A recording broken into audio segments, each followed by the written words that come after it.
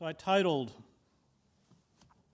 this talk, "The Politics of Cultural Despair." I stole that from the great work by Fritz Stern, scholar of fascism, who left Germany when he was 18 and taught for many years at Columbia University and spent his academic career exploring the roots of fascism, how fascism arose within Germany. And like many writers on fascism, Hannah Arendt included, felt that the genesis of this distortion was despair.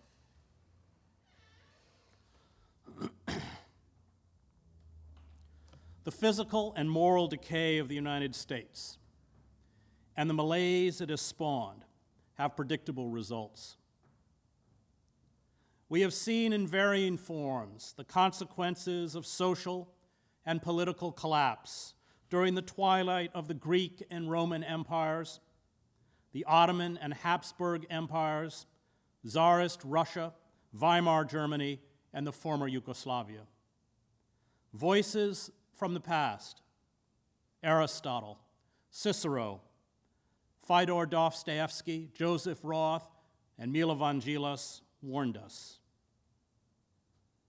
But blinded by self-delusion and hubris, as if we are somehow exempt from human experience and human nature, we refuse to listen.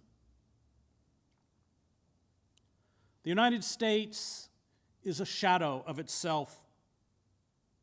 It squanders its resources in futile military adventurism, a symptom of all empires in decay, as they attempt to restore a lost hegemony by force.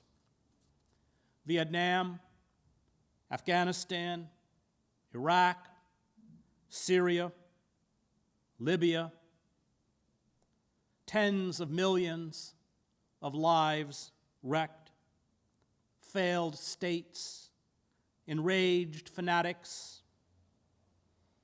There are 8.1 billion Muslims in the world, 24% of the global population. And we have turned virtually all of them into our enemies. We are piling up massive deficits, $3.1 trillion, while neglecting our basic infrastructure, including electrical grids, roads, bridges, and public transportation, to spend more on our military than all the other major powers on earth combined. We are the world's largest producer and exporter of arms and munitions. The virtues we argue that we have a right to impose by force on others, human rights, democracy, the free market, the rule of law, and personal freedoms, are mocked at home, where grotesque levels of social inequality and austerity programs have impoverished most of the public, destroyed democratic institutions, including Congress, the courts, and the press, and created militarized forces of internal occupation that carry out wholesale surveillance of the public, run the largest prison system in the world, and gun down unarmed citizens in the streets with impunity.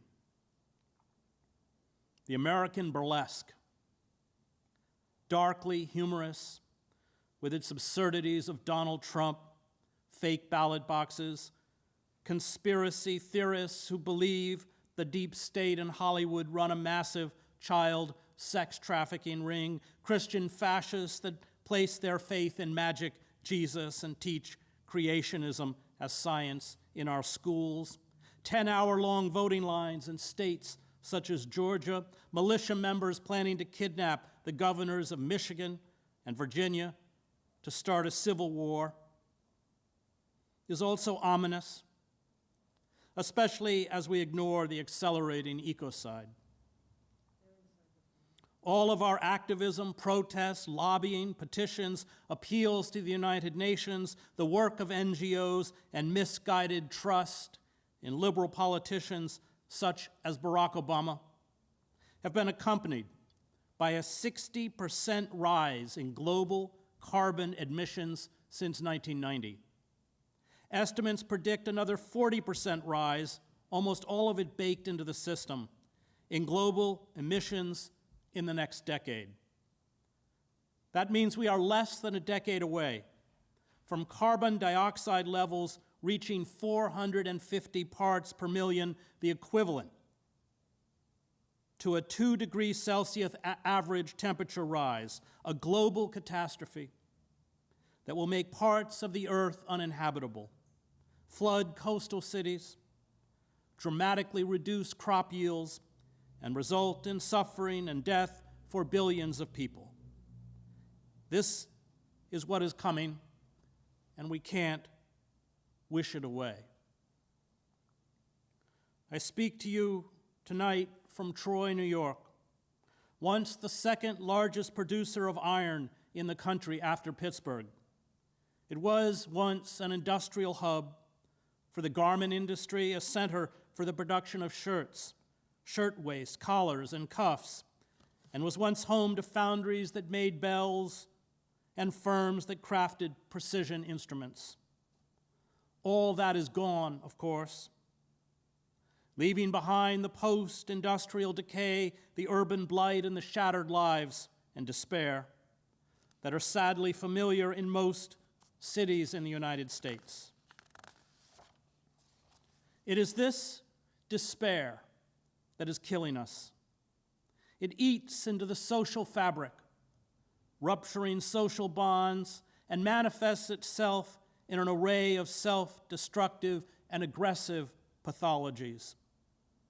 It fosters what the anthropologist Roger Lancaster calls poisoned solidarity, the communal intoxication forged from the negative energies of fear, suspicion, envy, and the lust for vengeance and violence.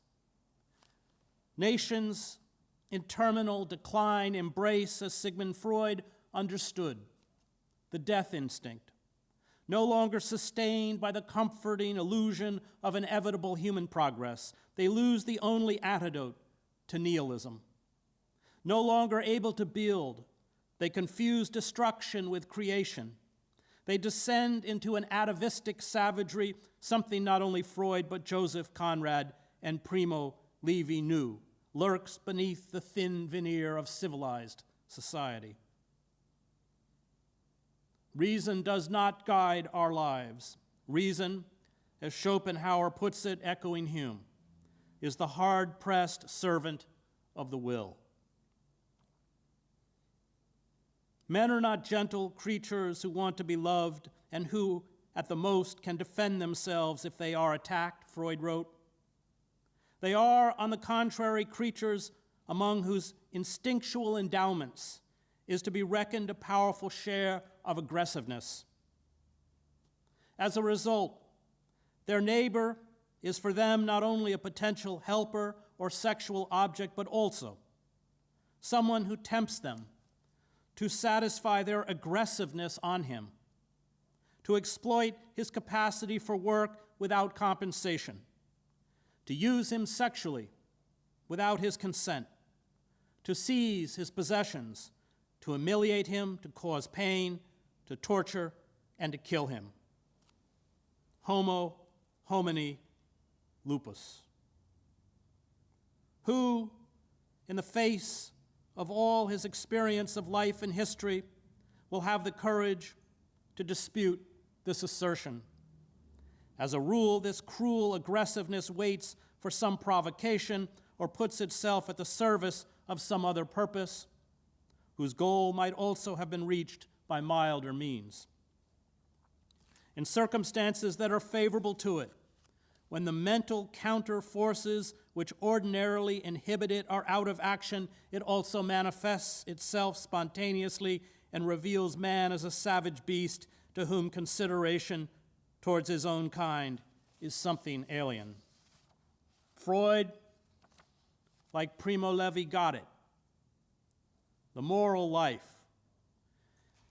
is largely a matter of circumstances, Moral consideration, as I saw in the wars I covered, usually disappears in moments of extremity. It is too often the luxury of the privileged. 10% of any population is cruel no matter what, and 10% is merciful no matter what, and the remaining 80% can be moved in either direction, Susan Sontag said. To survive, it was necessary, Primo Levi wrote of life in the death camps, to throttle all dignity and kill all conscience, to climb down into the arena as a beast against other beasts, to let oneself be guided by those unsuspected subterranean forces which sustain families and individuals in cruel times. It was, he wrote, a Hobbesian life, a continuous war of everyone against everyone. Varlam Shalamov, imprisoned for 25 years in Stalin's gulags, was equally pessimistic. All human emotions of love, friendship, envy, concern for one's fellow man, compassion, a longing for fame, honesty, he wrote, had left us with a flesh that had melted from our bodies during our long fasts. The camp was a great test of our moral strength, of our everyday morality, and 99% of us failed it. Conditions in the camps do not permit men to remain men. That is not what camps were created for. Social collapse will bring these latent pathologies to the surface. But the fact that circumstances can reduce us to savagery does not negate the moral life. As our empire implodes, and with it social cohesion, as the earth increasingly punishes us for our refusal to honor and protect the systems that give us life, triggering a scramble for diminishing natural resources and huge climate migrations, we must face this darkness, not only around us, but within us. The dance macabre is already underway. Hundreds of thousands of Americans die each year from opioid overdoses, alcoholism, and suicide, what sociologists call deaths of despair.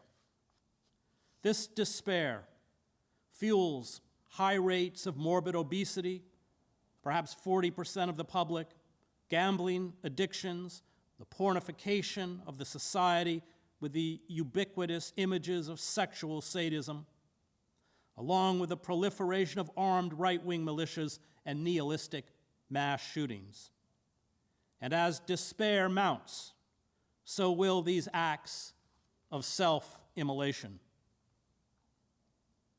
Those overwhelmed by despair seek magical solutions, whether in crisis cults such as the Christian right, or demagogues such as Trump, or rage-filled militias that see violence as a cleansing agent.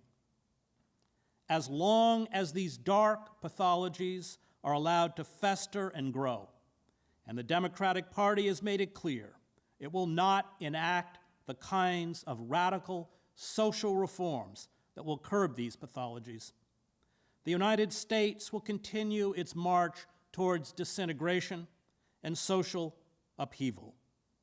And removing Trump will neither halt nor slow the descent.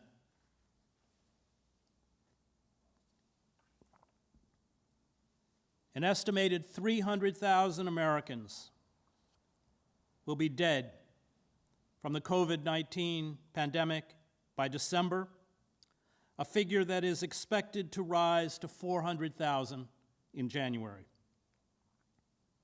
Chronic underemployment and unemployment, close to 20%, when those who have stopped looking for work, those furloughed with no prospect of being rehired, and those who work part-time but are still below the poverty line, are included in the official statistics instead of being magically erased from the unemployment rolls.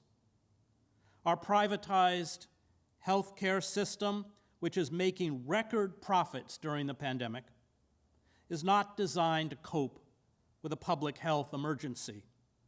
It is designed to maximize profits for its owners.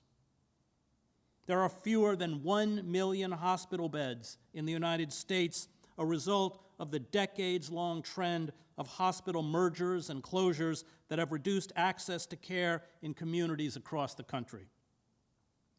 Cities such as Milwaukee have been forced to erect field hospitals. In states such as Mississippi, there are no longer any ICU beds available. The for-profit healthcare service did not stockpile the ventilators, masks, tests, or drugs to deal with the pandemic. Why should it? This is not a route to increased revenue. And there is no substantial difference between Trump and Biden about the health crisis, where 1,000 people a day are dying. 48% of frontline workers remain ineligible for sick pay.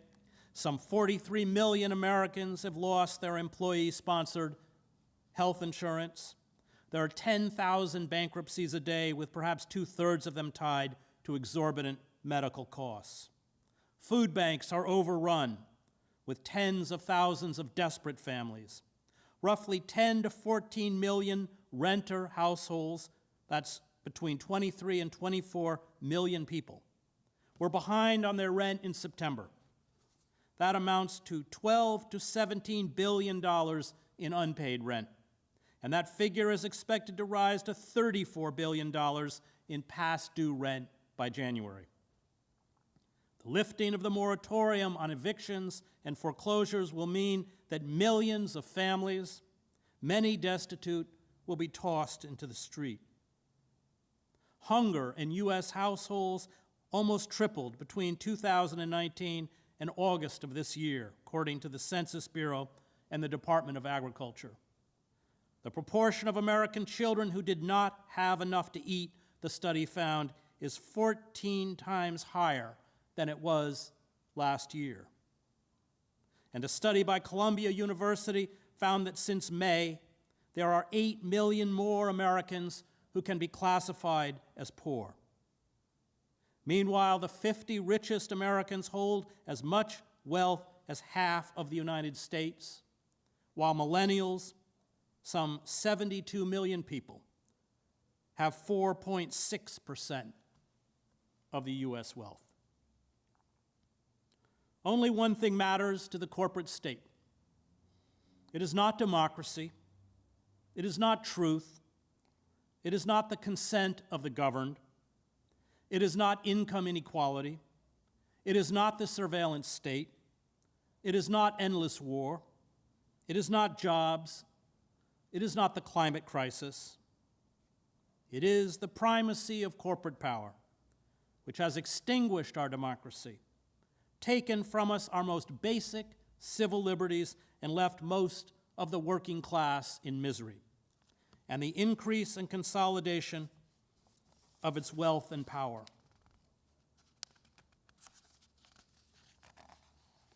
Trump and Biden are repugnant figures, doddering into old age with cognitive lapses and no moral cores. Is Trump more dangerous than Biden? Yes. Is Trump inepter and more dishonest? Yes. Is Trump more of a threat to the open society? Yes. But is Biden the solution? No. Biden cannot plausibly offer change. He can only offer more of the same. And most Americans do not want more of the same. The country's largest voting age bloc, the 100 million plus citizens who out of apathy or disgust do not vote, will once again stay home. This demoralization of the electorate is by design. In America, we are only permitted to vote against what we hate. Partisan media outlets set one group against another, a consumer version of what George Orwell in his novel 1984 called the 2 minutes of hate. Our opinions and prejudices are skillfully catered to and reinforced with the aid of a detailed digital analysis of our proclivities and habits, and then sold back to us. The result, as Matt Taibbi writes, is packaged anger just for you. The public is unable to speak across the manufactured divide. Politics, under the assault, is atrophied into a tawdry reality show centered on manufactured political personalities. Civic discourse has been poisoned by invective and lies. Power, meanwhile, is left unexamined and unchallenged. Political coverage is modeled, as Taibbi points out, on sports coverage. The sets look like the sets on Sunday NFL Countdown. The anchor is on one side. There are 4 commentators, 2 from each team. Graphics keep us updated on the score. Political identities are reduced to easily digestible stereotypes. Tactics, strategy, image, the monthly tallies of campaign contributions and polling are endlessly examined, while real political issues are ignored. It is, of course, the language and imagery of war. This kind of coverage masks the fact that on nearly all the major issues, the 2 ruling political parties are in complete agreement. The deregulation of the financial industry, trade agreements, the militarization of the police, and the Pentagon has transferred more than $7.4 billion in excess military gear and hardware to nearly 8,000 federal and state law enforcement agencies since 1990. The explosion in the prison population, deindustrialization, austerity, support for fracking and the fossil fuel industry, the endless wars in the Middle East, the bloated military budget, the control of elections and mass media by corporations, and the wholesale government surveillance of the population. And when the government watches you 24 hours a day, you cannot use the word liberty. This is the relationship of a master and a slave. All have bipartisan support. And for this reason, these issues are almost never discussed. The goal is to set demographic against demographic. The stoking of antagonism is not, however, news. It is entertainment, driven not by journalism but marketing strategies to increase viewership and corporate sponsors. News divisions are corporate revenue streams competing against other corporate revenue streams. The template for news, as Taibbi writes in his book, Hate Inc., the cover of which has Sean Hannity on one side and Rachel Maddow on the other, is the simplified morality play used in professional wrestling. There are only 2 real political positions in the United States. You love Trump or you hate him. But voting for Biden and the Democratic Party means you do vote for something. You vote to endorse the humiliation of courageous women such as Anita Hill, who confronted their abusers. You vote for the architects of the endless wars in the Middle East. You vote for the apartheid state of Israel. You vote for the wholesale surveillance of the public by government intelligence agencies. and the abolition of due process and habeas corpus.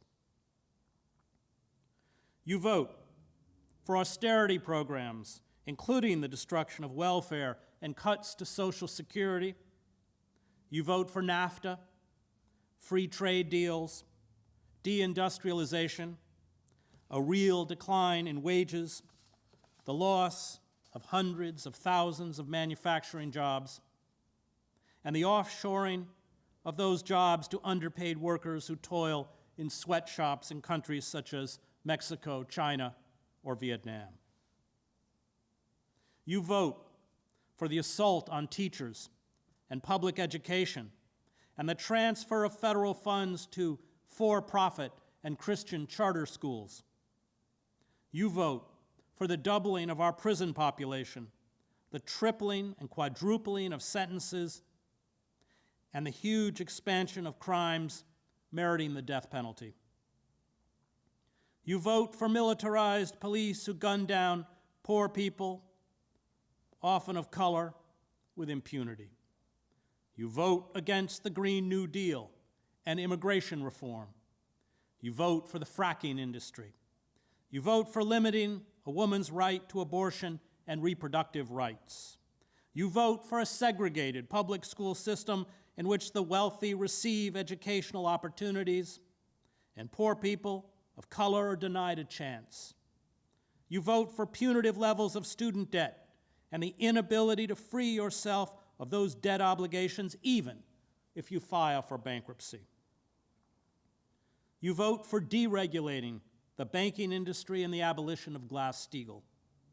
You vote for the for-profit insurance and pharmaceutical corporations and against universal health care.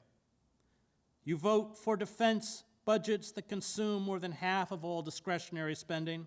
You vote for the use of unlimited oligarchic and corporate money to buy our elections. You vote for a politician who, during his time in the Senate, abjectly served the interests of MBNA, one of the largest independent credit card companies in the world, headquartered in Delaware, which also employed Biden's son, Hunter. Biden was one of the principal architects of the wars in the Middle East, where we have squandered upwards of $7 trillion and destroyed or extinguished the lives of millions of people. He is responsible for far more suffering and death at home and abroad than Trump. And if we had a functioning judicial and legislative system, Biden, along with the other architects of our disastrous imperial wars, corporate plundering of the country, and betrayal of the American working class, would be put on trial, not offered up as a solution to our political and economic debacle. The Democrats and their liberal apologists adopt tolerant positions on issues regarding race, religion, immigration, women's rights, and sexual identity, and pretend this is politics. But these issues are societal or ethical issues. They are important, but they are not social or political issues. The seizure of control of the economy by a class of global speculators and corporations has ruined the lives of the very groups the Democrats pretend to lift up. When Bill Clinton and the Democratic Party, for example, destroyed the old welfare system, 70% of the recipients were children. Those on the right of the political spectrum, and we must never forget that the positions of the Democratic Party would make it a far-right party in Europe, demonize those on the margins of society as scapegoats. The culture wars mask the reality. Both parties are full partners in the destruction of our democratic institutions. Both parties have reconfigured American society into a mafia state. It only depends on how you want it dressed up. The power of politicians such as Nancy Pelosi, Chuck Schumer, and Mitch McConnell comes from being able to funnel corporate money to anointed candidates. in a functioning political system, one not saturated with corporate cash, they would not hold power. They have transformed what the Roman philosopher Cicero called a commonwealth, a res publica, a public thing, or the property of a people, into an instrument of pillage and repression on behalf of a global corporate oligarchy. We are serfs ruled by the obscenely rich, omnipotent masters who loot the U.S. Treasury, pay little or no taxes, and have perverted the judiciary, the media, and the legislative branches of government to strip us of civil liberties and give them the freedom to engage in financial fraud and theft. In the midst of the pandemic, what did our ruling kleptocrats do? They looted $4 trillion on a scale unseen since the 2008 bailout overseen by Barack Obama and Biden. They gorged and enriched themselves at our expense, while tossing crumbs out the windows of their private jets, yachts, penthouses, and palatial estates to the suffering and despised masses. The CARES Act handed trillions in funds or tax breaks to oil companies, the airline industry, which alone got $50 billion in stimulus money, the cruise ship industry, and gave a $170 billion windfall to the real estate industry. It handed subsidies to private equity firms, lobbying groups, whose political action committees have given some $200 million in campaign contributions to politicians in the last 2 decades, the meat industry, and corporations that have moved offshore to avoid paying U.S. taxes. The CARES Act allowed the largest corporations to gobble up money that was supposed to keep small businesses solvent to pay workers. It gave 80% of tax breaks under the stimulus package to millionaires and allowed the wealthiest to get stimulus checks that averaged $1.7 million. The CARES Act also authorized $454 billion for the Treasury Department's Exchange Stabilization Fund, a massive slush fund doled out by Trump cronies to corporations that, when leveraged 10-to-1, can be used to create a staggering $4.5 trillion in assets. The act authorized the Fed to give $1.5 trillion in loans to Wall Street, which no one expects will ever be repaid. American billionaires have gotten $434 billion richer since the pandemic. Jeff Bezos, the richest man in the world, whose corporation Amazon paid no federal taxes last year alone, added nearly $72 billion to his personal wealth since the pandemic started. And during this same period, 55 million Americans lost their jobs. Now, the molding of the public into warring factions works commercially. It works politically. It destroys, as it is designed to do, class solidarity. But it's also a recipe for social disintegration. It propels us towards the kind of Hobbesian world Primo Levi and Sigmund Freud warned us about. I watched competing ethnic groups in the former Yugoslavia retreat into antagonistic tribes. They seized rival mass media outlets and used them to spew lies, mythological narratives exalting themselves and their ethnic group, along with vitriol and hate against the ethnicities they demonized. This poisoned solidarity, which we are replicating, pumped out month after month in Yugoslavia, destroyed the capacity for empathy, perhaps the best definition of evil, and led to a savage fratricide. The United States, awash in military-grade weaponry, is already plagued by an epidemic of mass shootings.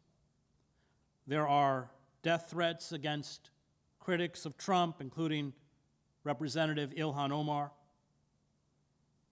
There was an aborted plot by 13 members of a right-wing militia group to kidnap the governors of Michigan and Virginia and start a civil war. A Trump supporter mailed pipe bombs to prominent Democrats and CNN, an effort to decapitate the hierarchy of the Democratic Party, as well as terrorize the media outlet that is the party's principal propaganda platform. The spark that usually sets such tinder ablaze is martyrdom. Aaron J. Danielson, a supporter of the right-wing group Patriot Prayer, was wearing a loaded Glock pistol in a holster and had bear spray and an expandable metal baton when he was shot dead on August 29th, allegedly, by Michael Forrest Reinhold, a supporter of Antifa, in the streets of Portland. A woman in the crowd can be heard shouting after the shooting, "I am not sad that an effing fascist died tonight." Reinhold was ambushed and killed by federal agents in Washington state in what appears to be an act of extrajudicial murder, not that different from the state executions I covered in Argentina or El Salvador. Once people start being sacrificed for the cause, it takes little for demagogues to insist that self-preservation necessitates violence. Political stagnation and corruption, along with economic and social misery, spawn crisis cults, movements led by demagogues that prey on the unbearable psychological and financial distress and champion violence as a form of moral purification. These crisis cults, already well established among followers of the Christian right, right-wing militia groups, and many of those who back Donald Trump, who look at him not so much as a politician but as a cult leader, all peddle magical thinking and an infantilism that promises, if you surrender all autonomy, prosperity, restored national glory, a return to a mythical past, order, and security. For this reason, Trump is the symptom. He is not the disease. And if he leaves office, far more competent and dangerous demagogues will rise if the social conditions are not radically improved to take his place. I fear we are headed towards a Christianized fascism. The greatest moral failing of the liberal church, which I come out of, was its refusal, justified in the name of tolerance and dialogue, to denounce the followers of the Christian right as heretics. By tolerating the intolerant, it ceded religious legitimacy to an array of con artists, charlatans, and demagogues, along with their cultish supporters. It stood by as the core gospel message, concern for the poor and the oppressed, was perverted into a magical world where God and Jesus showered believers with material wealth and power. The white race became God's chosen agent. Imperialism and war became divine instruments for purging the world of infidels and barbarians, evil itself. Capitalism, because God blessed the righteous with wealth and power and condemned the immoral to poverty and suffering, became shorn of its inherent cruelty and exploitation. The iconography and symbols of American nationalism became intertwined with the iconography and symbols of the Christian faith. The megapastors, narcissists, who rule despotic, cult-like fiefdoms, make millions of dollars by using this heretical belief system to prey on the despair and desperation of their congregations, victims of neoliberalism and deindustrialization. These believers find in Trump, who preyed on this despair in his casinos and through his sham university, and these megapastors, champions of the unfettered greed, cult of masculinity, lust for violence, white supremacy, bigotry, American chauvinism, religious intolerance, anger, racism, and conspiracy theories that are at the core of the Christian right. When I wrote my book, American Fascists, the Christian Right, and the War on America, I was quite serious about the term fascists. Tens of millions of Americans live hermetically sealed inside the vast media and educational edifice erected by the Christian right. In this world, miracles are real. Satan, allied with liberal, secular humanists and the deep state, along with Muslims, immigrants, feminists, intellectuals, artists, and a host of other internal enemies, is seeking to destroy America. Trump is God's anointed vessel to build the Christian nation and cement into place a government that instills biblical values. These biblical values include banning abortion, protecting the traditional family, turning the Ten Commandments into secular law, crushing infidels, especially Muslims, indoctrinating children in schools with biblical teachings, and thwarting sexual license, which includes any sexual relationship other than marriage between a man and a woman. Trump is routinely compared by evangelical leaders to the biblical King Cyrus, who rebuilt the temple in Jerusalem and restored the Jews to the city. Trump has in fact filled his ideological void with Christian fascism. He has elevated members of the Christian right to prominent positions, including Mike Pence to the vice presidency, Mike Pompeo as Secretary of State, and Betsy DeVos as Secretary of Education. Ben Carson as Secretary of Housing and Urban Development, William Barr as Attorney General, Neil Gorsuch and Brett Kavanaugh to the Supreme Court, and the televangelist Paula White to his Faith and Opportunities Initiative. More importantly, Trump has handed the Christian right veto and appointment power over key positions in government, especially in the federal courts. He has installed 133 district court judges out of 677 total, 50 appeals court judges out of 179 total, and 2 U.S. Supreme Court justices, and with Amy Coney Barrett's nomination, most likely 3 out of 9. This is 19% of the federal trial judges currently in service.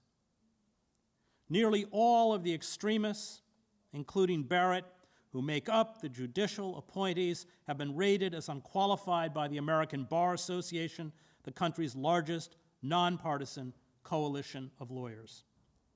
Trump has adopted the Islamophobia of the Christian fascists. He has banned Muslim immigrants and rolled back civil rights legislation. He has made war on reproductive rights by restricting abortion and defunding Planned Parenthood. He has stripped away LGBTQ rights. He has ripped down the firewall between church and state by revoking the Johnson Amendment, which prohibits churches, which are tax-exempt, from endorsing political candidates.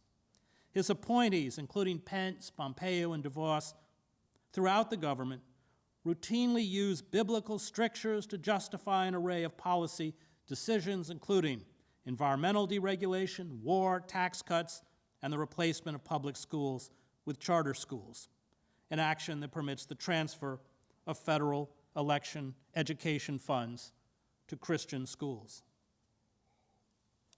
At the same time,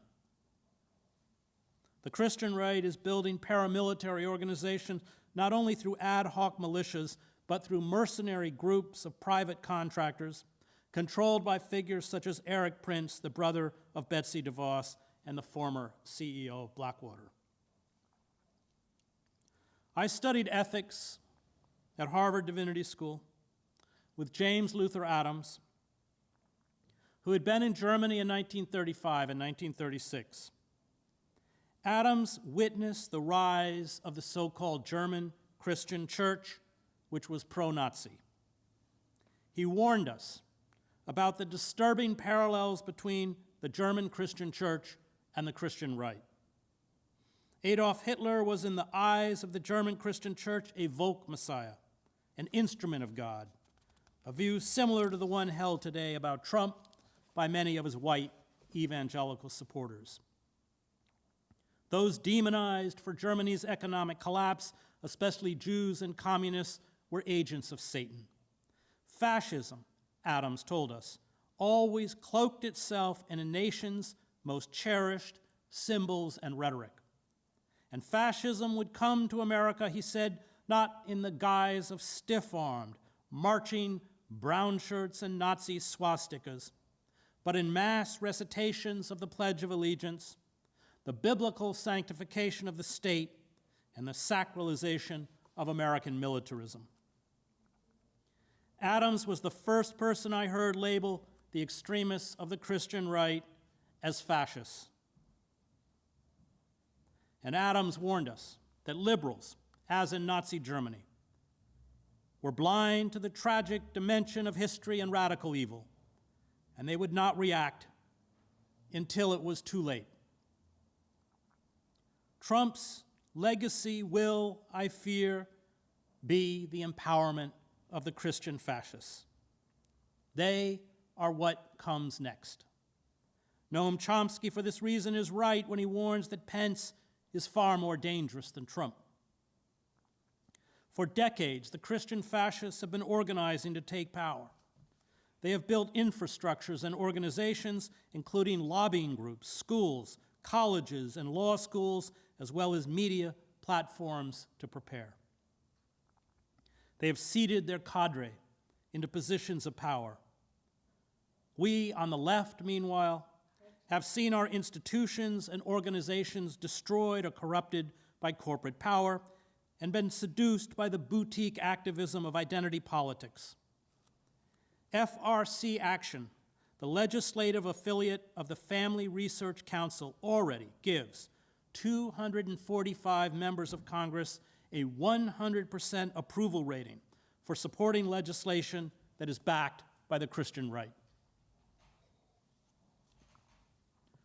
Christian fascism is an emotional life raft for tens of millions of Americans.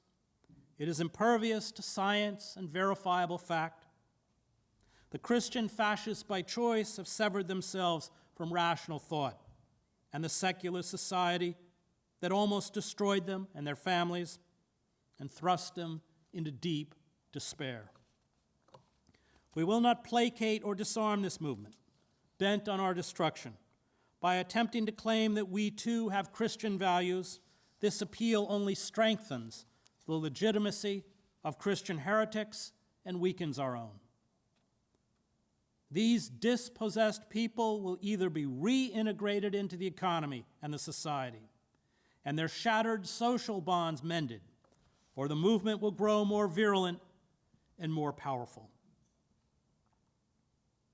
The Christian right is determined to keep the public focus on societal or ethical as opposed to economic issues. The corporate media, whether it supports or opposes the nomination of Amy Coney Barrett to the Supreme Court, almost exclusively discusses her opposition to abortion and membership in People of Praise, a far-right Catholic sect that practices speaking in tongues. What our corporate masters, along with the Christian fascists, do not want examined is Barrett's subservience to corporate power, her hostility to workers, civil liberties, unions, and environmental regulations. And since the Democratic Party is beholden to the same donor class as the Republican Party, and since the media long ago substituted the culture wars for politics, the most ominous threat posed by Barrett and the Christian right is ignored.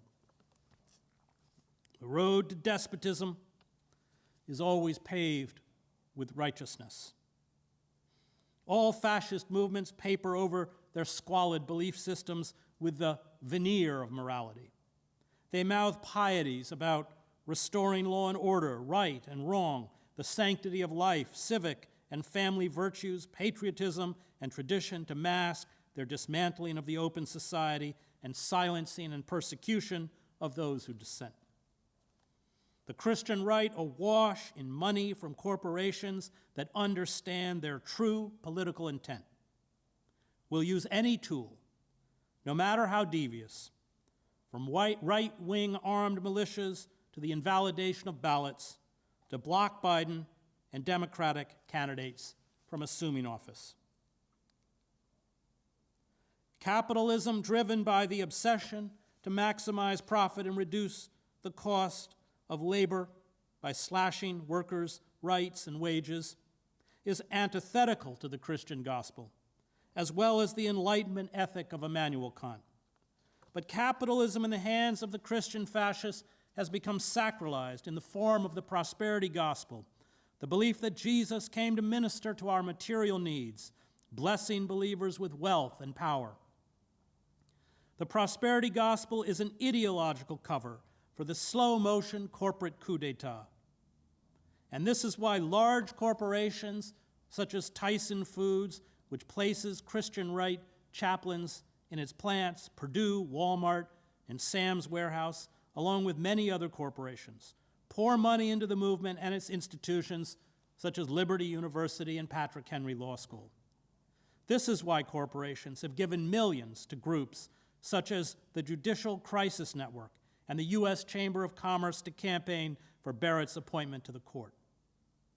Barrett has ruled to cheat gig workers out of overtime, greenlight fossil fuel extraction and pollution, gut Obamacare, and strip consumers of protection from corporate funds. Barrett, as a circuit court judge, heard at least 55 cases in which citizens challenged corporate abuse and fraud, and she ruled in favor of corporations 76% of the time. Our corporate masters do not care about abortion, gun rights, or the sanctity of marriage between a man and a woman. But like the German industrialists who backed the Nazi Party, they know that the Christian right will give an ideological veneer to ruthless corporate tyranny. These oligarchs view the Christian fascists the same way the German industrialists viewed the Nazis, as buffoons. They are aware that the Christian fascists will trash what is left of our anemic democracy and the ecosystem. But they also know they will make huge profits in the process, and the rights of workers and citizens will be ruthlessly suppressed. If you are poor, if you lack proper medical care, if you are paid substandard wages, if you are trapped in poverty, if you are a victim of police violence, this is because, according to the prosperity gospel, you are not a good Christian. In this belief system, you deserve what you get. There is nothing wrong, these homegrown fascists preach, with the structures or systems of power. Like all totalitarian movements, followers are seduced into calling for their own enslavement. As the Nazi propagandist Joseph Goebbels understood, the best propaganda is that which, as it were, works invisibly, penetrates the whole of life, without the public having any knowledge of the propagandistic initiative. The tinder that could ignite violent conflagrations lies ominously stacked around us. It may be set off by Trump's defeat in the election. Millions of disenfranchised white Americans who see no way out of their economic and social misery, struggling with an emotional void, are seething with rage against a corrupt ruling elite and bankrupt liberal class that betrayed them. They're tired of the political stagnation, grotesque, mounting social inequality, and the punishing fallout from the pandemic. Millions more alienated young men and women also locked out of the economy, and with no realistic prospect for advancement or integration, gripped by the same emotional void, have harnessed their fury in the name of tearing down the governing structures and anti-fascism. These polarized extremes are inching closer and closer to violence. We have three options. Reform, which given the decay in the American body politic is impossible, revolution, or tyranny. If the corporate state is not overthrown, then America will soon become a naked police state where any opposition, however tepid, will be silenced with draconian censorship or force. Police in cities around the country have already thwarted the reporting by dozens of journalists covering the protests through physical force, arrests, tear gas, rubber bullets, and pepper spray. This will become normalized. The huge social divides, often built around race, will be used by the Christian fascists to set neighbor against neighbor. Armed Christian patriots will attack those groups blamed for social collapse. Dissent, even nonviolent dissent, will become treason. Peter Drucker observed that Nazism succeeded not because people believed in its fantastic promises, but in spite of them. Nazi absurdities, he pointed out, had been witnessed by a hostile press, a hostile radio, a hostile cinema, a hostile church, and a hostile government which entirely pointed out the Nazi lies, the Nazi inconsistency, the unattainability of their promises, and the dangers and folly of their course. Nobody, he noted, would have been a Nazi if rational belief in the Nazi promises had been a prerequisite. The poet, playwright, and socialist revolutionary Ernst Toller, who was forced into exile and stripped of his citizenship when the Nazis took power in 1933, wrote in his autobiography, "The people are tired of reason, tired of thought and reflection. They ask, what has reason done in the last few years? What good have insights and knowledge done us?" After Toller committed suicide in 1939, W.H. Auden, in his poem in memory of Ernst Toller, wrote, "We are lived by powers we pretend to understand. They arrange our loves. It is they who direct at the end the enemy bullet, the sickness, or even our hand. Once the internal enemies are purged from the nation, we are promised America will recover its lost glory, except that once one enemy is obliterated, another takes its place. Crisis cults require a steady escalation of conflict and a steady stream of victims. Every new crisis becomes more urgent and more extreme than the last. This is what made the war in the former Yugoslavia inevitable. Once one stage of conflict reaches a crescendo, it loses its efficacy. It must be replaced by ever more brutal and deadly confrontations. It is what Ernst Jünger called a feast of death. These crisis cults, as Drucker understood, are irrational and schizophrenic. They have no coherent ideology. They turn morality upside down. They appeal exclusively to emotions. Burlesque and spectacle become politics. Depravity becomes morality. Atrocities and murder, as the federal marshals who wantonly gunned down the Antifa activists Michael Reinhold in Washington State illustrated, becomes heroism. Crime and fraud become justice. Greed and nepotism become civic virtues. What these crisis cults stand for today, they condemn tomorrow.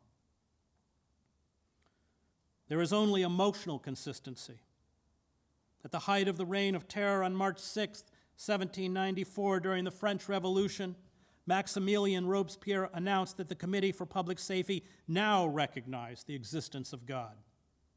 The French revolutionaries, fanatical atheists who had desecrated churches and confiscated church property, murdered hundreds of priests, and forced another 30,000 into exile, instantly reversed themselves to send to the guillotine those who disparaged religion. In the end, exhausted by the moral confusion and internal contradictions, these crisis cults yearn only for self-annihilation. Our ruling elites will not restore these ruptured social bonds.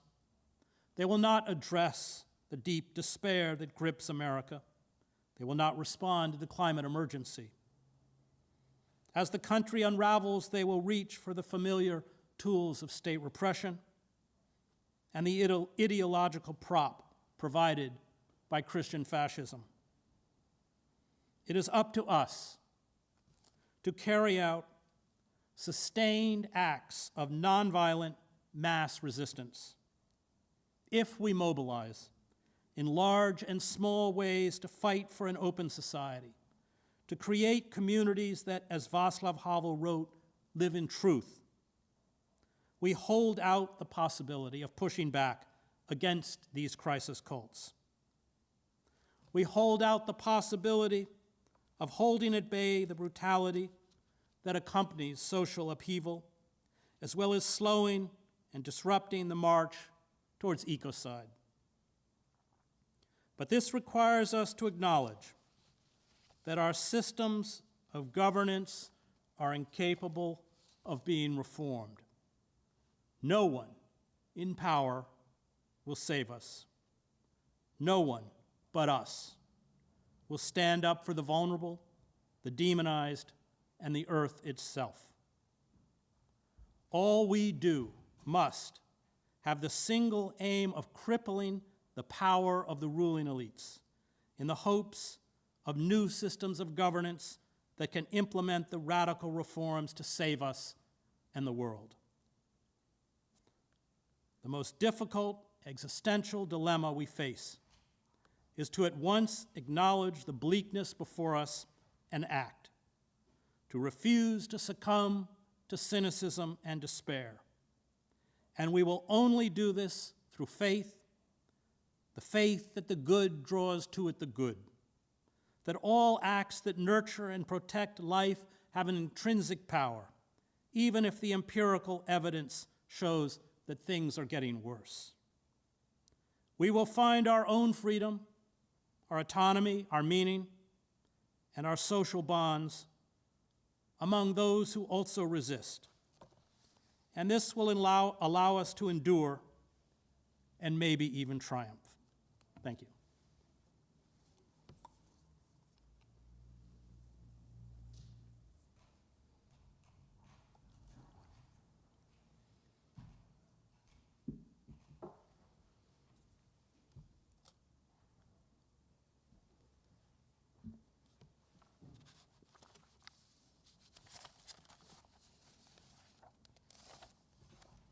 So, Chris, what would you like from a question period? Do you want to invite people to submit questions? Sure.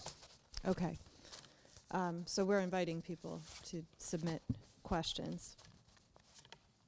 Are you ready for I'm a ready. first one?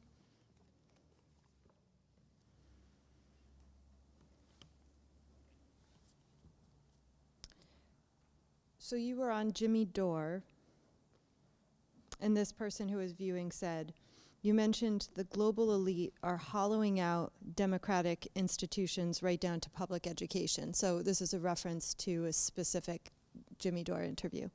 As the only parent to stop a school closing and the creator of the film We Have Your Kids, and I guess in general, families and parents, what can parents do to resist the industry's looting of education, such as the fact that they loot 1,600 schools a year? Well, I think the most important campaign is to fight against charter schools, because charter schools, many of which are for-profit, come with an array of tools, including breaking teachers' unions, that are very useful to the corporate state. They oftentimes focus exclusively on STEM and marginalize or don't even teach the humanities.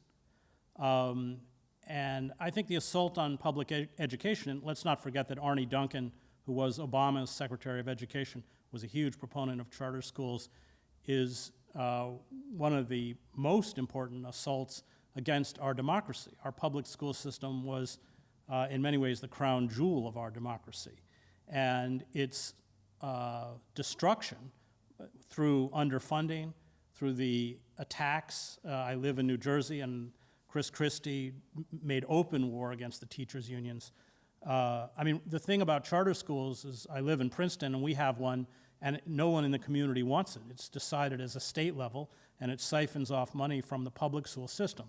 Charter schools, in essence, are a form of educational apartheid because they can select the students they want. So they don't tend to take students at a low income level. They don't take students with special needs, and they don't take students who need English as a second language because these are the most expensive students to educate. So I would say certainly stand behind teachers' unions, fight against ballot initiatives that seek to either cut or not to increase budgets for public school systems, and mount vigorous campaigns against charter schools.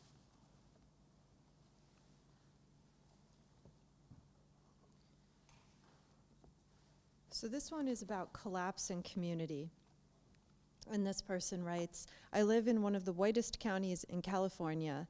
Our voter demographics recently tipped to Democrat, but historically it has been staunchly conservative Republican. I don't know how many people consider themselves third party or progressive. The towns in the county were established during the gold rush with the timber industries and agriculture. In the 1960s, swaths of people came out of Berkeley during the Back to Land movement, inspired by Heinlein's Stranger in a Strange Land, establishing communes, spiritual retreats. We've been able to maintain a congenial balance of good old boys and hippies. That's about the only culture that we have, and it's part of the mystique for Silicon Valley Bay Area retirees. As the American empire collapses, I worry that my community will be faced with assaults based on ideology and not race. At one of our BLM marches, which was met with violent white nationalists, it received honorable mention by Ted Cruz on the Senate floor. In calculating how to maneuver through this time, I wonder if it is better to stay local where there is easy accessibility to self-sustaining communities, or would an urban area be better and be the best bet based on the sheer numbers of people and what I perceive as easier access to mobilization? Well, if you take Yugoslavia, I covered the war in Yugoslavia, so you had societal collapse, ultimately a savage fratricide. People who lived in urban areas had a much harder time surviving because when the state breaks down, or in our case, when the state is concerned only with servicing that group, that tiny cabal of global financial speculators at our expense, they're not, the state won't carry out its traditional role of providing basic social services to the citizenry. We see this now unfolding with the COVID-19 pandemic. So it is imperative upon us to build local structures that are in many ways self-sustaining, and that is going to include the issue of food. And in an urban area, it's just a lot harder. So my own experience, for instance, in the war in Yugoslavia is that those who remained in urban areas had a much harder time surviving than those who were outside urban areas and were able to build successful collectives. That idea of a collective is key because you can't, in moments like that, go it alone. You depend on a small community. So I think it will be hard. I mean, these food deserts, which are already now sweeping across the country,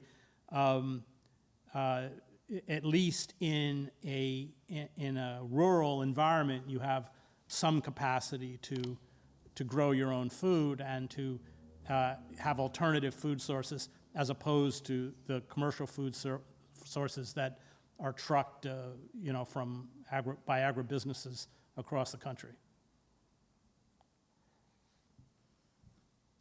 So this next one gets at some of the philosophical and religious history aspects of what you were saying. So the person writes in, do you feel that the prosperity gospel is an extension of the Calvinist ethic, a constant throughout American history that is just ramping up now, or do you see it as a very new thread specific to 20th century evangelicalism?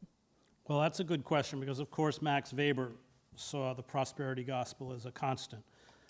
I think there's an important difference. I mean, the prosperity gospel has always been with us, and it does come out of Calvinism. But you saw powerful socialist movements in the United States in the early 20th century, and it also gave rise to Rauschenbusch's The Social Gospel.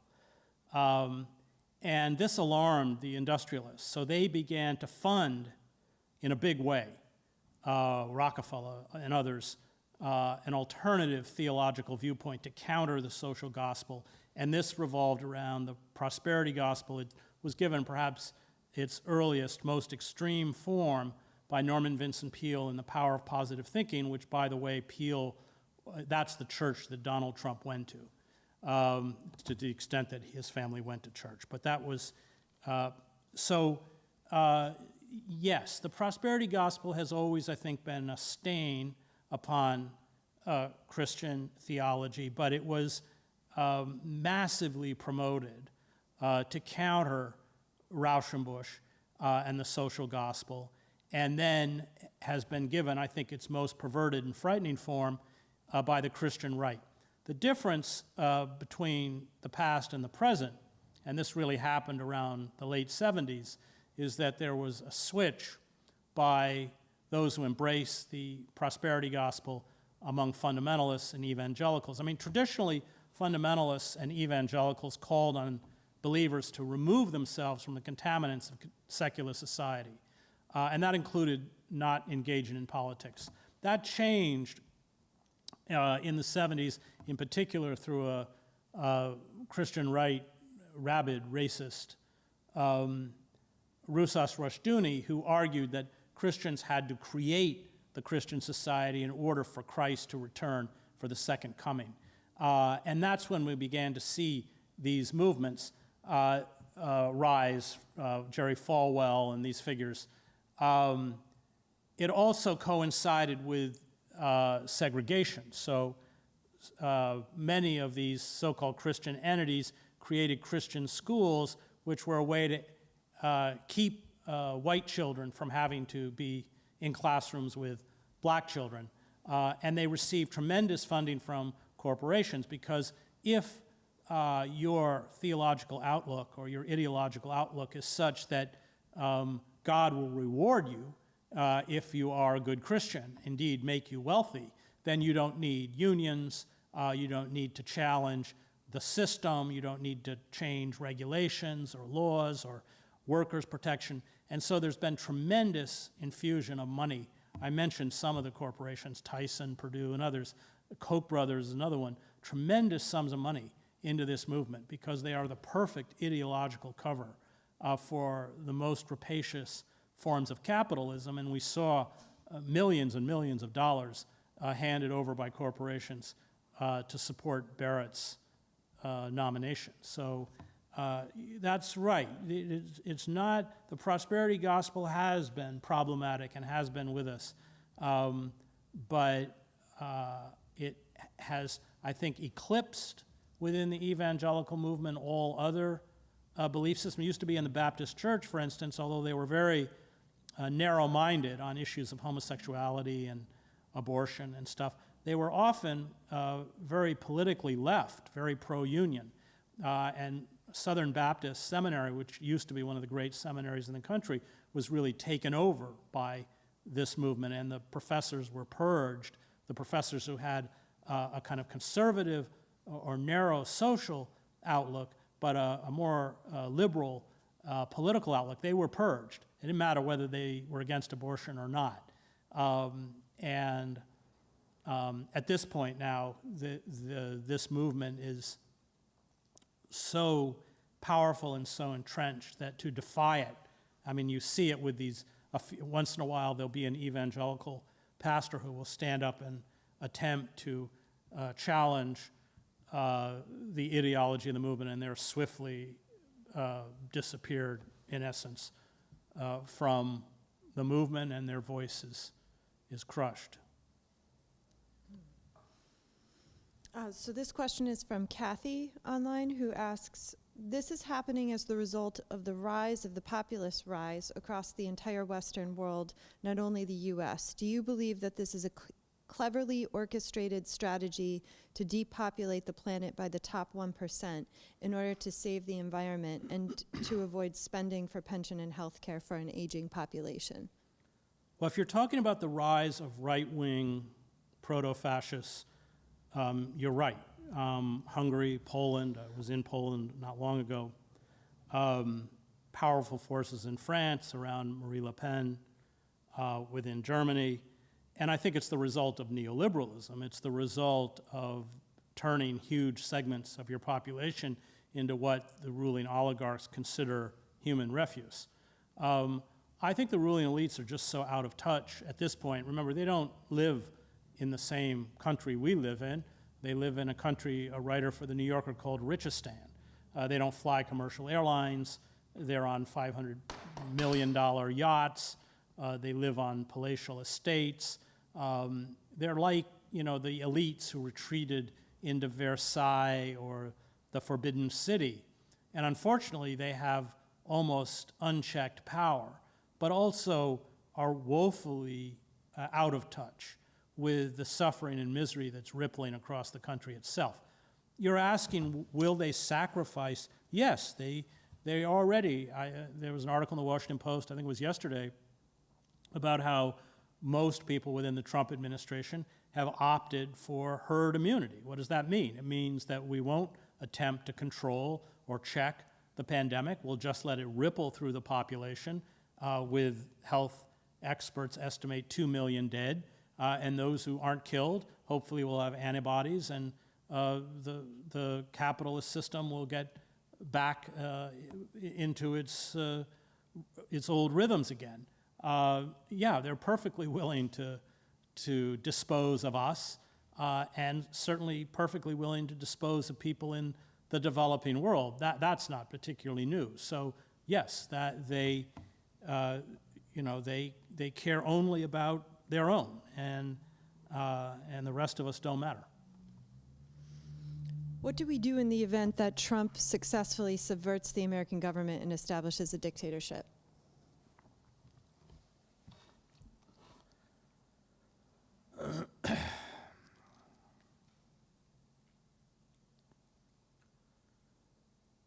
Well, all we can do is take to the streets,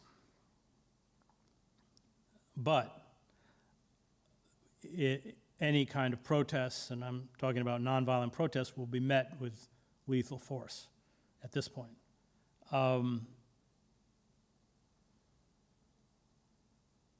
We're certainly on the cusp of something very ugly, because even if Trump is removed from office, that's not going to solve our problem. That was kind of the nature of the talk.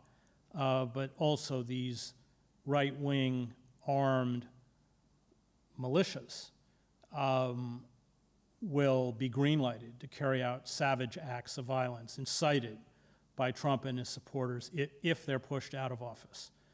If he, in essence, establishes a dictatorship, and we're very close to that, at the same time, those of us who protest will become targets. So either scenario is pretty bleak.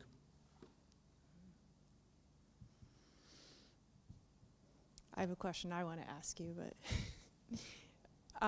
I guess I'll put it in there because it goes along with what some people are writing in. I mean, you referenced Primo Levi I'm just curious, how did you, I don't know, did certain Holocaust writers, Holocaust survivors come to you as people to read, given what you had experienced as a war reporter, and realizing that the mass horror there, when you see it firsthand in other forms, that, you know, it's not just abstract, that it can happen, and looking to somebody like Primo Levi for Well, the reason how you write about the how reason you I cited Primo Levi and Conrad, who I didn't quote, is that they both understood how fragile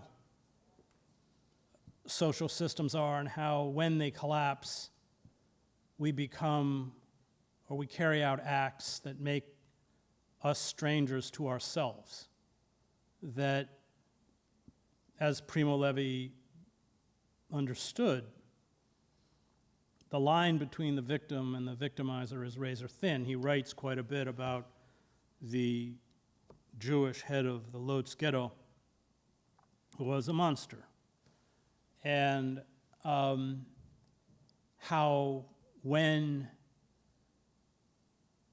we are scrambling for survival, when we are convulsed by fear, when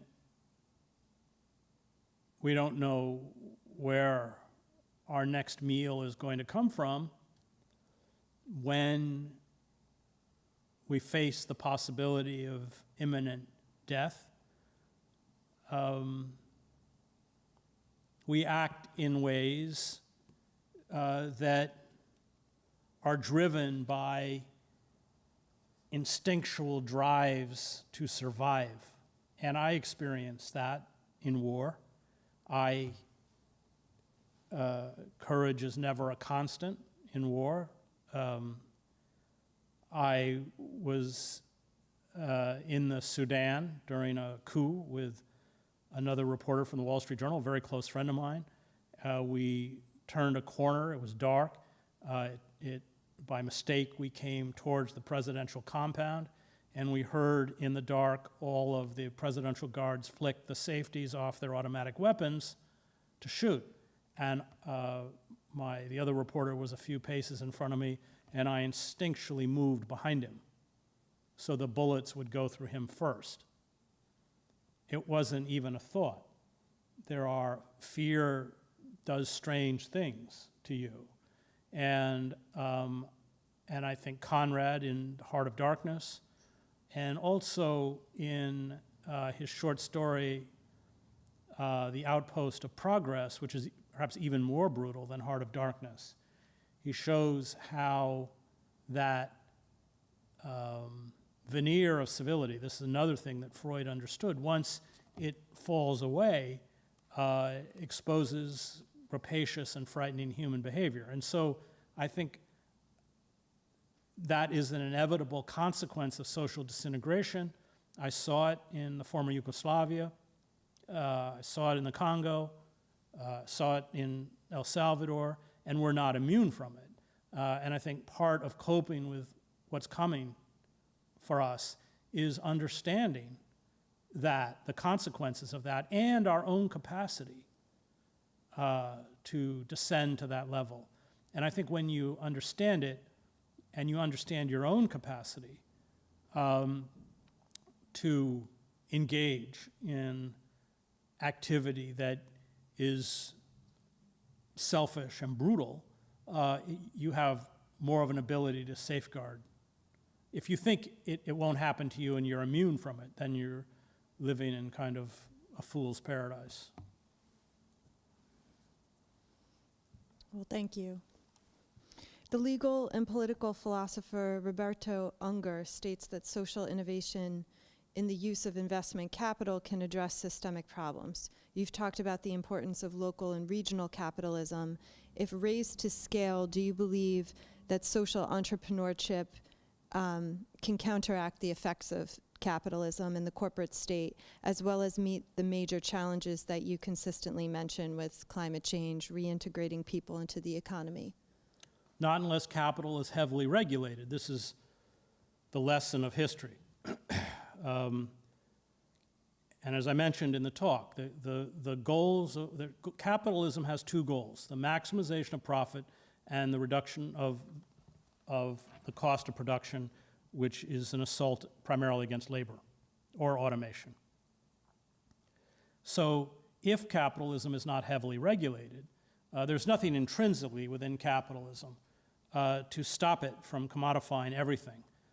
Human beings become commodities, the natural world becomes a commodity that it then exploits until exhaustion or collapse. This is Karl Polanyi, and The Great Transformation writes about this. So I'm not, in that sense, an anti-capitalist in that I think capitalism appeals to a side of human nature, but it's a dark side of human nature.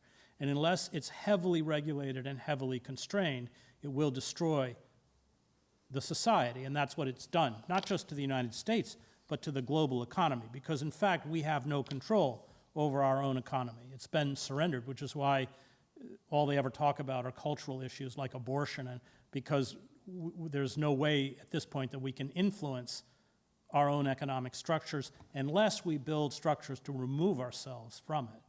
And that's the problem. Capitalism has essentially, through a series of judicial and legislative acts pushed by capitalists since the 1970s, been completely unfettered. They don't pay taxes, it's legalized fraud, they loot the US Treasury, they hollow the country out from the inside. I mean, one of the reasons you see charter schools is that the federal government spends about $600 billion, I think, a year on education, and the hedge fund managers want it. I mean, Karl Marx writes about this, that in the late stages of an empire, capitalists begin to actually consume government spending or government structures that sustain capitalism itself. And that's precisely what we're seeing in terms of the arms industry, in terms of the privatization of intelligence. I mean, we have, I think 16 intelligence agencies, and 70% are done by private contractors like Bose Allen Hamilton, where Snowden worked. So we've lost control. And that is what first created a mafia economy and now has created a mafia state. So I don't put any hope in entrepreneurs. I put hope in heavy state intrusion to regulate and thwart the power of capital. But in fact, these big banks after 2008 have only become larger and consolidated power. But it really, it's be a massive breaking up of monopoly. I mean, and until we create an electoral system that's not dependent on corporate money, we're not going to have any change. But that's not going to happen because all of these figures achieved political office with the power through corporate money. And as soon as they finish their term in Congress, they go straight off to K Street for lucrative lobbying jobs. In the same with the Pentagon. All these generals go straight to Raytheon, and when they're not on Raytheon or Halliburton or somewhere else, they're on MSNBC telling us that we should start another war. So, I mean, that leads into a few people asking, is there hope? Bernie, AOC, Kashmir Sawant, do we look for hope anywhere in the system? Well, hope isn't going to come through the political system. Bernie failed us. He failed us in 2016 when hundreds of his delegates marched out of the appropriately named Wells Fargo Center in Philadelphia carrying Bernie signs chanting, what does democracy look like? This is what democracy looked like. Sanders missed his historical moment by not walking out with them. We're never going to build what he calls a political revolution in an election cycle. He spent the intervening 3 years dutifully serving Chuck Schumer, whose power comes because he's the water carrier of money from Wall Street to the Democratic Party. And the Democratic Party burned him once again. Remember that a figure like Biden or a figure like Clinton, without corporate money, Bernie would have won. There were all sorts of other dirty tricks using the DNC, making sure that superdelegates, as long as he didn't get a plurality, as soon as you got to the second vote, at the convention, Sanders was finished because the superdelegates who are appointed, who are all lobbyists or DNC members, you can't sit on the DNC unless you're a superdelegate, not allowing independents to vote in primaries, and much of Bernie's young base were not registered Democrats. I mean, so I think Sanders' failure to go after the Democratic Party made him kind of morally and temperamentally not equipped to lead this fight. And now, of course, he's running around telling us to vote for Biden, just as the last election he was running around telling us to vote for Clinton. And the Clinton administration turbocharged neoliberalism. And many of the issues, welfare, Glass-Steagall, deregulation of the FCC, which turned the airwaves over to roughly a half dozen major corporations that control about 90% of what most Americans watch or listen to. The omnibus crime bill, which Biden was a major architect of, tripled and quadrupled sentences, including sentences that put people into prison for life for nonviolent crimes, drug crimes usually. The explosion of the prison population, now the largest in the world. 25% of the world's prison population, were less than 5% of the world's population. All of this was done under the Democrats. So, and Bernie just would not go after the Democratic Party because he didn't want to pay the price. And I admit the price would have been severe. They would have mounted an aggressive and well-funded campaign to drive him out of his Senate seat in Vermont.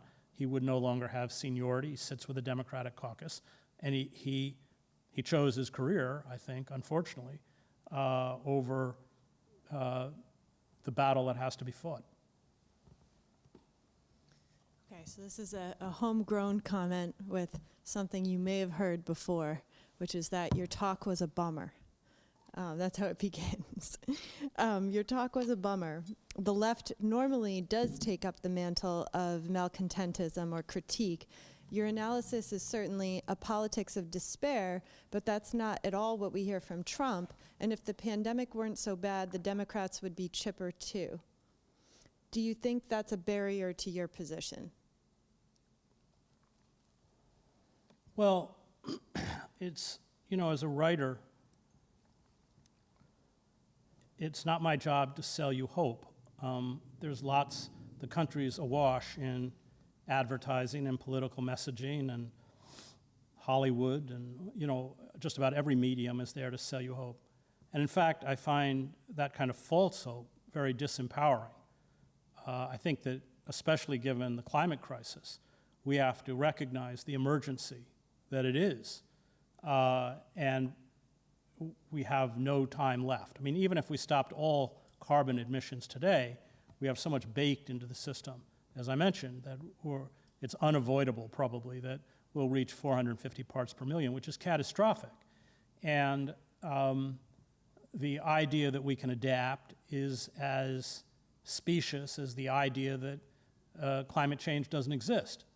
The idea that we live in a functioning democracy, or that the Democratic Party itself functions as a party, is just a misreading of reality.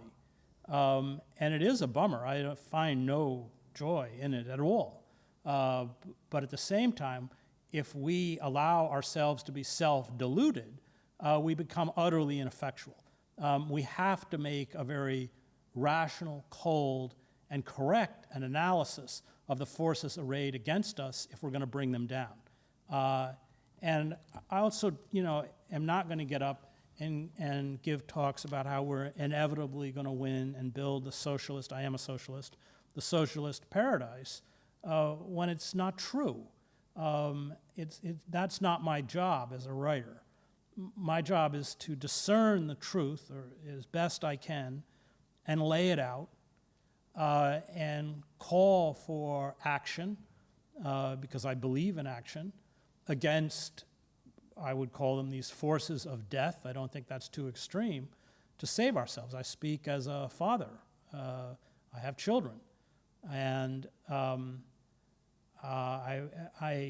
not immune to that kind of despair, but I don't want that despair to overwhelm me and make me either cynical or complacent. in the end, that resistance becomes a moral imperative. I've often said that, I don't fight fascists because I'll win. I fight fascists because they are fascists. But we can't use the word hope if we don't act. And we have to act against the real centers of power, not imaginary centers of power. I also wonder if in your experience you feel like reactions to the truth-telling that you're weaving in with writers and ways of looking at the reality that's on the ground, if it feels like it falls along class lines or lines in the social divide. It does fall along class lines, but probably not the way you would expect, because it's primarily the privileged and educated classes who are least able to see. Privilege, especially white privilege, or especially white male privilege, is a form of blindness. That's what privilege is. Privilege blinds you.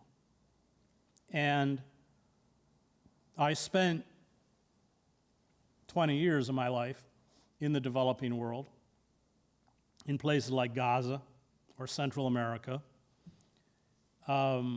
struggling as best I could to understand what it meant to be a Palestinian in the world's largest open-air prison, or what it meant to be a Salvadoran or a Guatemalan at the height of the wars and the terror and death squads that were killing between 700 and 1,000 people a month. And I speak Spanish and I speak Arabic.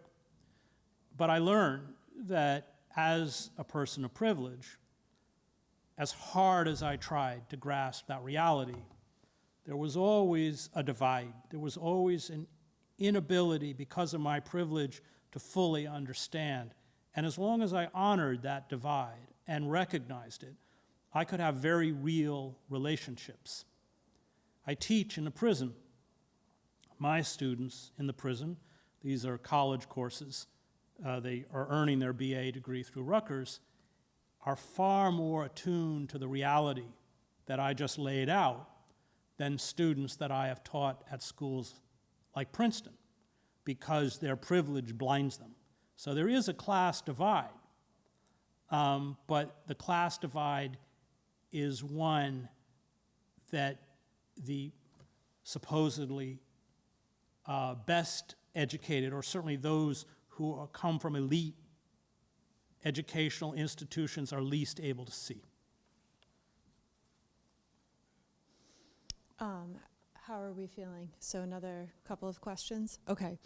This one is another fusion of several comments and discussion points that have been brought up, but and it evidently seems to come from people wanting to feel like, in the wake of your writing impacting them, what do we do? You strongly described how close Trump is to declaring enforcing dictatorship. Isn't that a strong reason to vote for Biden, even if he is far from what we want? I'd rather have the military and structure sharing in the fight rather than just in the streets on our own. So there are a few comments and questions about that. And those seem to fall along the lines of, what do we do? Well, what we do is what Extinction Rebellion is doing, which is use mass, prolonged, nonviolent civil disobedience to begin to disrupt and shut the system down. There were a few years ago, 10,000 Spaniards surrounded the parliament.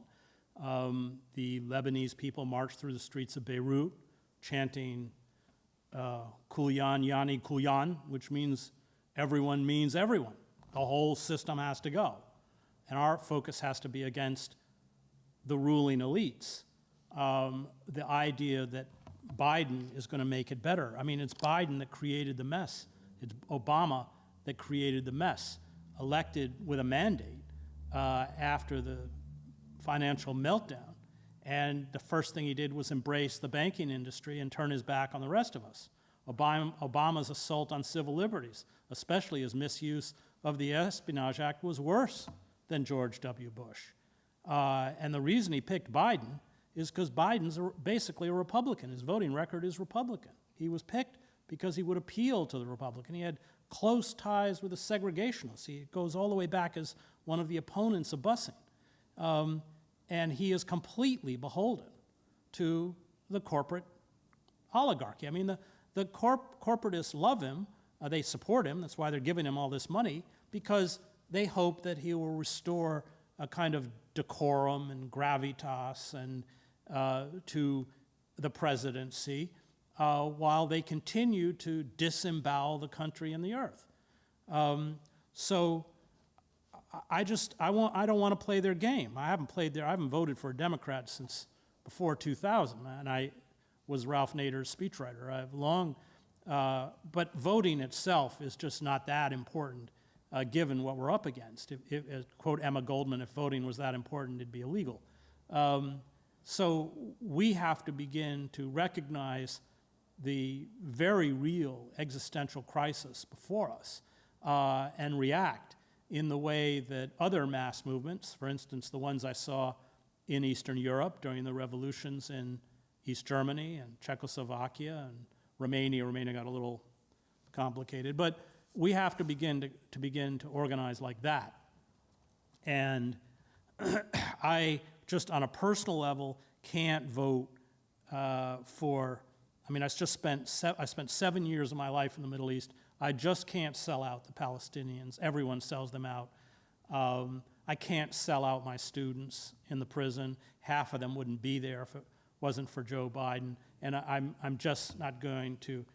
I can't contain my bile and my anger enough to vote for somebody who was so responsible for the destruction of so many lives. Remember, I was in Iraq. I mean, a lot of people I care about, their lives were destroyed and in some cases taken from them because of figures like Biden. These are not abstract issues for me. These are concrete and real issues for me, and I know where I stand. I stand with the victims, and I'll stand with them in every way possible, including in the voting booth. So given that experience, do you see a lot of what's happening with the disintegration here as being, I guess this would probably go without saying, but just to articulate it and how you see it as the war come home? The war machine. Sure, the war machine came home. And that's Thucydides when he writes about the Peloponnesian War. And of course it destroyed Athenian democracy, as all empires do, because empires require centralized control. Remember that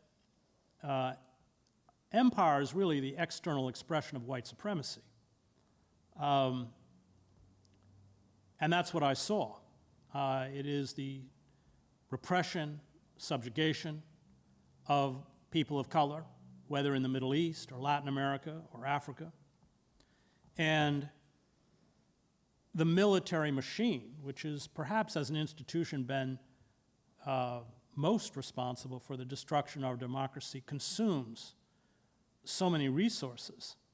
I mean, these wars are catastrophes. Nobody is held accountable. Not only are they not held accountable, they're all promoted and then given lavish salaries to work for defense contractors. And so you divert all of your resources towards futile and endless wars. We're talking about 2 decades of warfare now. And meanwhile, the country collapses. And so as the country collapses, in essence is being hollowed out from the inside, you import the mechanisms of control used on the fringes of empire to the homeland. Militarized drones, wholesale surveillance, militarized police forces, the suspension of basic civil liberties, habeas corpus, due process, etc.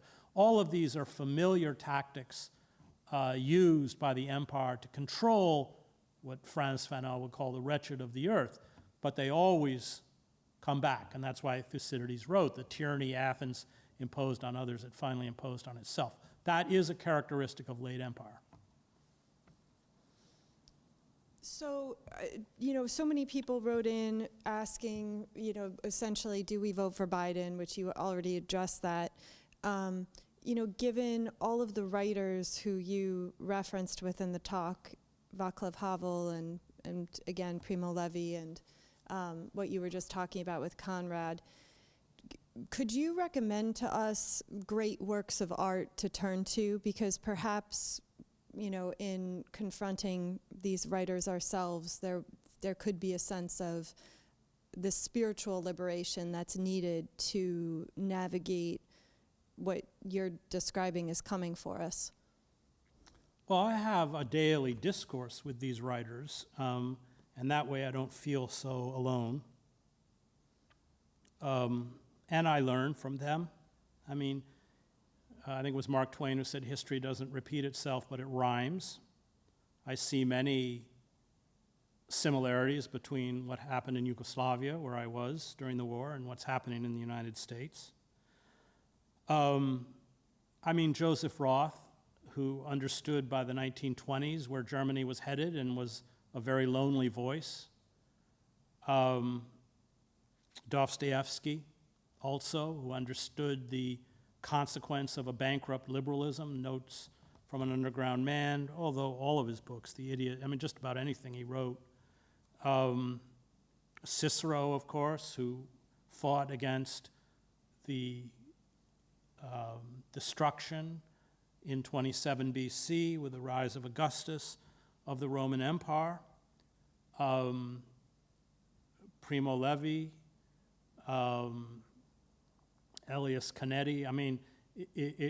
Conrad is another one. I think all of these writers who not just chronicled a historical period, but I think more importantly understood human nature. And that's why I read a lot of literature, because great artists are grappling with that almost intangible aspect of what it means to be human. I would recommend that you just go to the bibliography. I'm very careful about my bibliographies. If I quote a book in my own writing, it's usually because I admire it. There's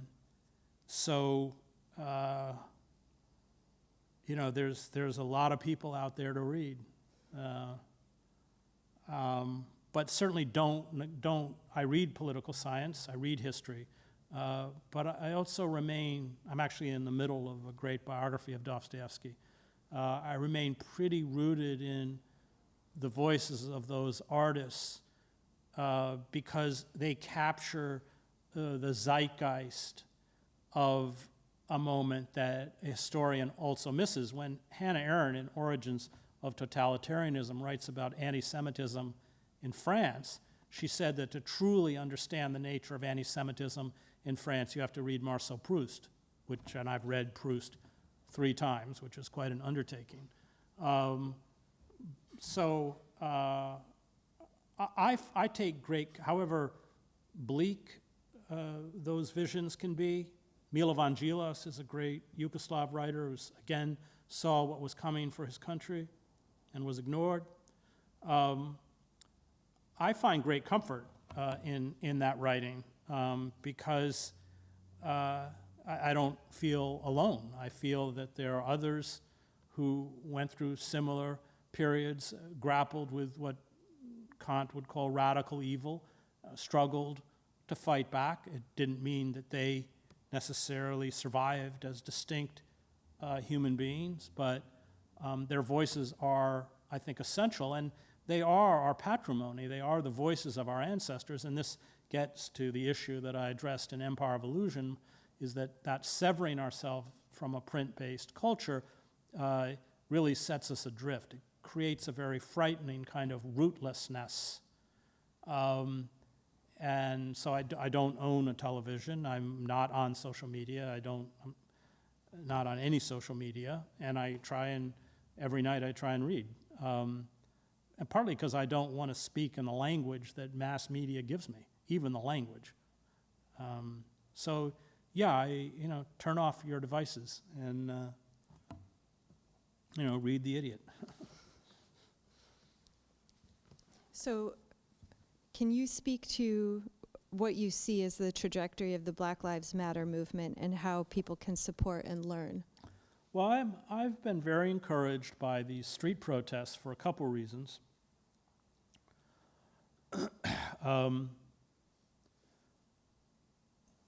First, because of the courage that it takes to go out in the streets, not only because of the pandemic, but because of the very brutal reactions on the part of these militarized paramilitary police units.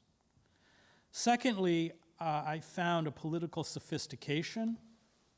They're not being gaslighted the way movements have been gaslighted in the past by liberal elites. They're not fooled by Nancy Pelosi wearing a kente scarf, or police taking the knee, or Muriel Brower, the mayor of Washington, painting in 35-foot tall letters, "Black Lives Matter" on a road near the White House, at the same time she calls for a $50 million increase in the police budget and the building of a $500 million new jail.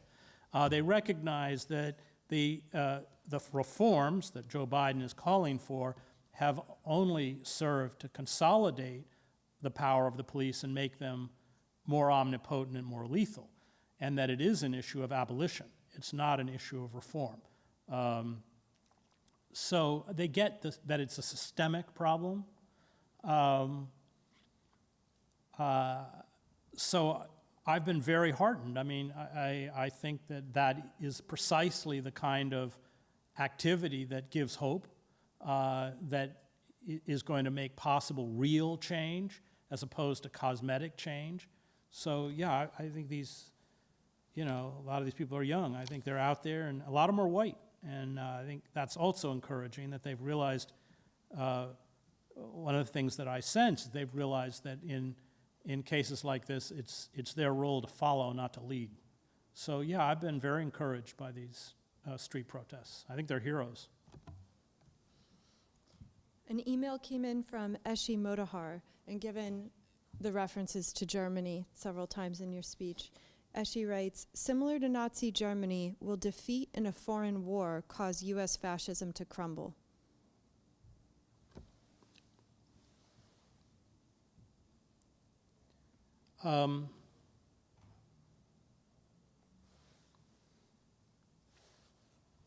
There is a difference there with Nazi Germany.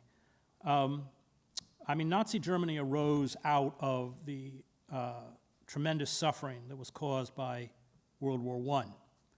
And I can't remember the exact figures of dead, but it's, I think, 2 million, maybe 5 million. I mean, there was tremendous shock throughout the society, societal breakdown, the monarchy was overthrown, then you had massive reparations, then you had the 1929 crash, and then you had the liberal elite after the crash essentially gear the economy to paying back the banks, so they actually suspended unemployment benefits at a time of mass hunger.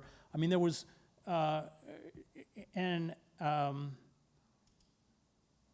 here when we wage war, there is no, it doesn't affect much of the population. It affects the underclass, which has doesn't have the kind of employment opportunities and is recruited into the military, and then comes back to the society and is discarded, in essence, after their service, also coping with the type of PTSD that comes from fighting in places like Iraq and Afghanistan. And they are prime recruits for these militias.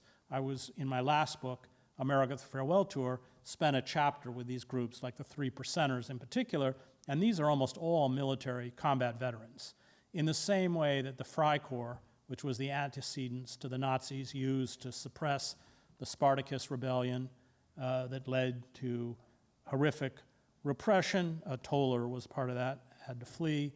Leibniz and Rosa Luxemburg are assassinated. In that sense, it's different. Will fascism, I think that the body blow to the American empire will actually come from the dropping by most of the world of the dollar as the world's reserve currency, because at that point the value of the dollar will diminish, no one knows, 2/3. We can look to the 1950s when the pound sterling was dropped as the world's reserve currency in Britain, and that caused tremendous economic crisis in Britain. But remember, the British Empire got slowly dismantled from the end of World War I until 1956. But I think that could trigger the kind of economic chaos that would see a very ugly form of Christian fascism take place. Germany, through the Nazi Party, engaged in a world war that was, ultimately so self-destructive. I mean, I said in the talk about how these crisis cults, fascism is a crisis cult, they have to ratchet up one crisis from the next. And every time they create a new crisis, they become more precarious. How is that going to play out, especially in an age of nuclear weapons? I don't know. I mean, those are, but they're all important factors that we have to be aware of as we live through the twilight days of the American Empire.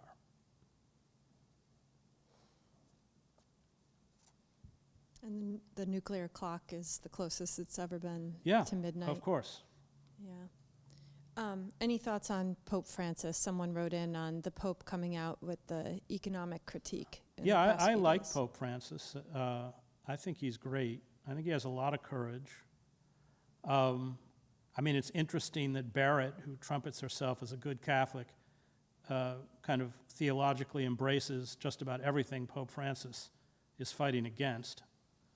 But yes, he's been very good about, especially industrial nations exploiting the developing world, about the environment.